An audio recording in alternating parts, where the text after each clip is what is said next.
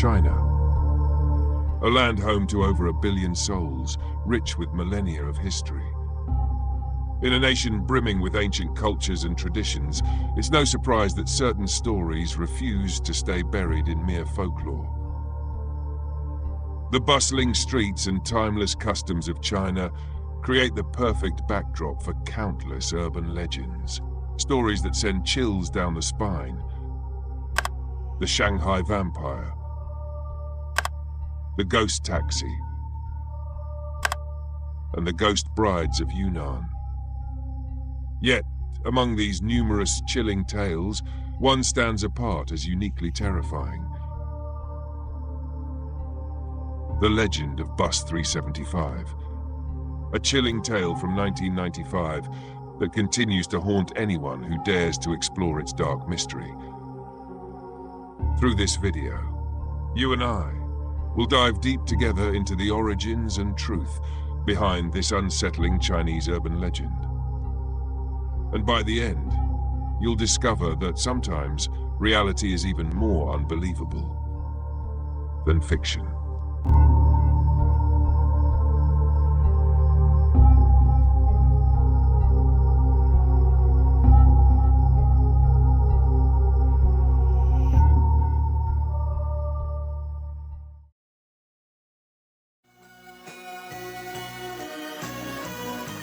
Beijing, November 14th, 1995.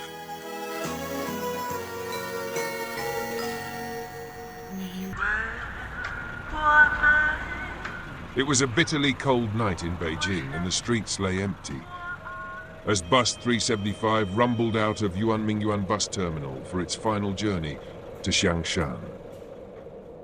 The driver, an older man, sighed as the young female conductor pulled her coat tighter against the chill. When the doors slid open at the next stop, 4 passengers climbed aboard. A young couple nestled into a seat behind the driver. An elderly woman with sharp, observant eyes took a seat near the front, while a young man sat a row ahead of her. The bus pushed forward through the desolate streets, the hum of the engine the only sound in the suffocating quiet. As the bus neared Beigongmen Station, the driver cursed under his breath. Not a soul in sight all night. And now this? His muttering drew the attention of the passengers, who followed his gaze to the road ahead. There, just beyond the reach of the streetlights, 2 shadowy figures were waving the bus down. No, 3 figures. One was being held up between the other 2, his head hanging unnaturally low, hair disheveled. The conductor hesitated. It was late, the road was desolate, and something about the figures sent a chill down her spine that had nothing to do with the weather. But this was the last bus of the night. With a sigh, she nodded, and the driver pulled to a stop. The doors opened, and the trio stepped inside. The 2 standing figures wore flowing robes, their garments eerily reminiscent of Qing dynasty official uniforms. Their faces were deathly pale, their expressions unreadable. The man they carried said nothing, his head never lifting. An uneasy silence fell over the bus as they took their seats at the back. "They must be actors," the conductor said after a moment, forcing a smile. "Probably filming nearby. Maybe they drank too much and didn't have time to change out of their costumes." The explanation hung in the air, fragile and uncertain. The other passengers nodded hesitantly, but the tension remained. The elderly woman, however, did not relax. She kept glancing back at the newcomers. The bus continued through the quiet streets, the wind howling outside. The young couple got off at the next stop, leaving only the driver, the conductor, the young man, the old woman, and the 3 silent figures at the back. Then, without warning, the old woman sprang to her feet and lunged at the young man in front of her. "You thief!" she shrieked, grabbing his arm with surprising strength. "You stole my wallet when we got on!" The young man's face twisted in anger. "Are you insane, old woman? I did no such thing. The bus lurched as the driver turned to look. The conductor hurried over to intervene, but the old woman refused to let go. Enough talking, she snapped.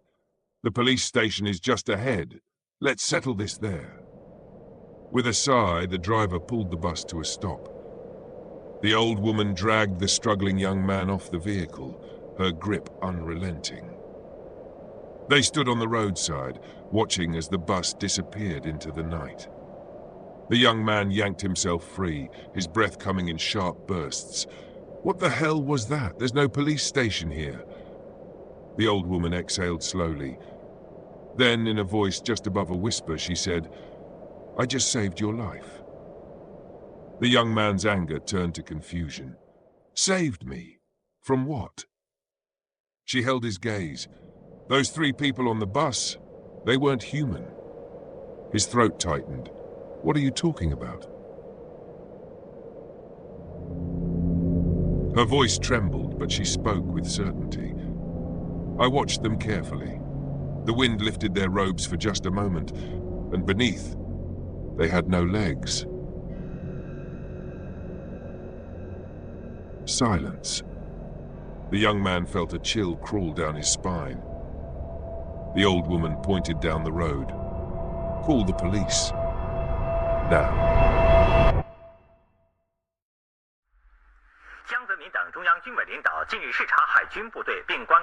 The next day, news reports confirmed the unthinkable. Bus 375 never completed its route. It had vanished. For hours, authorities searched, retracing its route and questioning locals. Then, on the 3rd day, the missing bus was discovered, near Miyun Reservoir, more than 100 kilometers away. Given its limited fuel capacity, such a distance was simply impossible. Inside, the remains of 3 bodies were found. The bodies were in an advanced state of decomposition, impossible within just 2 days. But the mystery only deepened. The authorities found that the fuel tank was filled with something far more chilling. Blood. Thus ends the chilling legend of Bus 375. To this day, people continue to share this haunting urban legend. On YouTube alone, you'll find numerous retellings, each with slight variations, yet all equally unsettling. However, many questions remain unanswered. Who were the 3 mysterious passengers? Why did the driver take the bus to nowhere? And most importantly, is any of this story true?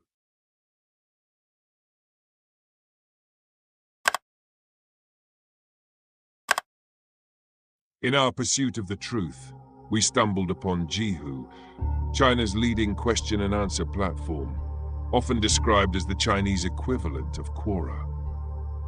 In one intriguing post, a user named Yetan Yun, whom we'll simply call Ye, provided an in-depth analysis of this mysterious case.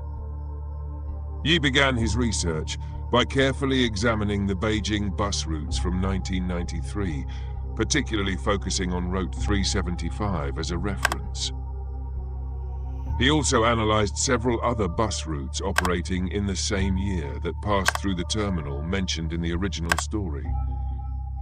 Surprisingly, Ye discovered significant inconsistencies.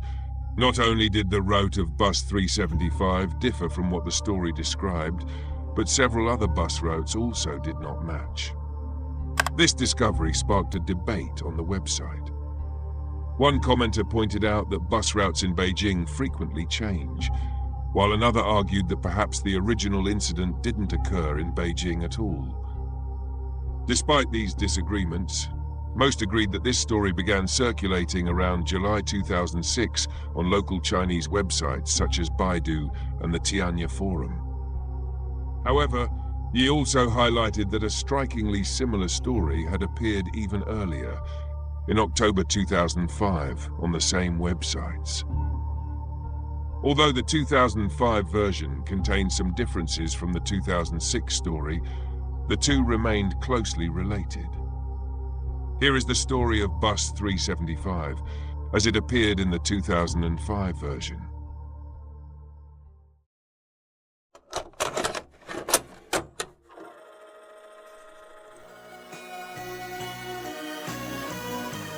Beijing, November 14th, 1995.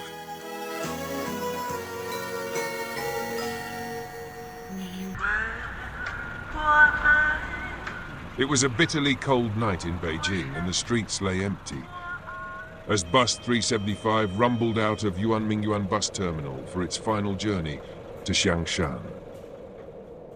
At this hour, few passengers ever boarded, and on this particular night, only 3 souls were inside: a young woman, an elderly man, and the driver. Then, at the next stop, the bus doors hissed open. 2 figures stood outside, struggling to carry a third man, seemingly drunk, onto the bus.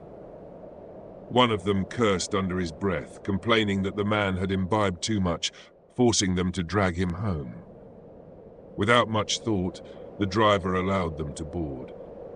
The girl barely paid them any mind, but something shifted in the old man's demeanor. He stiffened. His gaze lingered on the newcomers. The bus resumed its journey, cutting through the empty streets. Minutes passed in a tense silence. Then suddenly the old man turned to the girl, his voice laced with irritation. "You spat your gum on me," he growled. The girl blinked in confusion. "What?" "I saw you do it. You have no manners."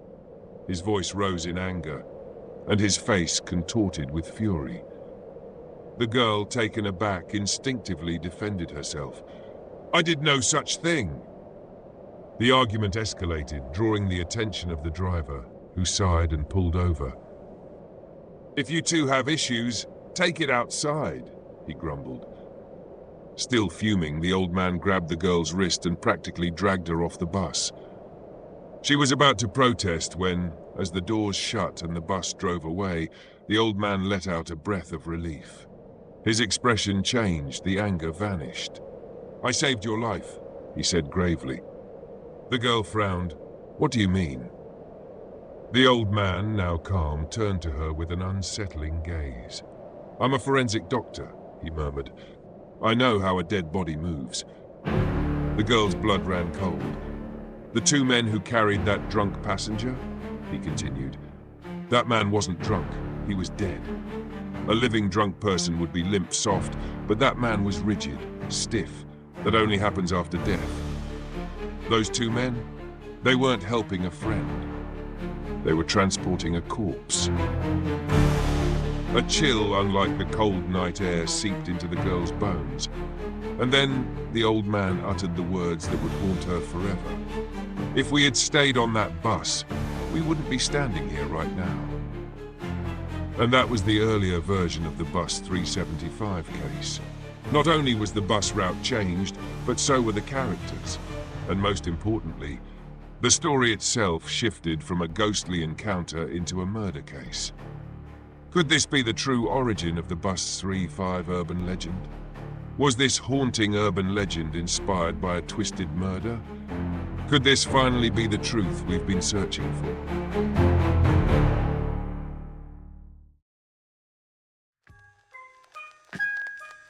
Hey, 快醒醒吧！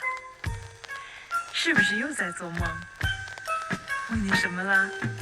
是山？是水？还是什么不能说的？看你的样子，真好笑。快醒醒吧！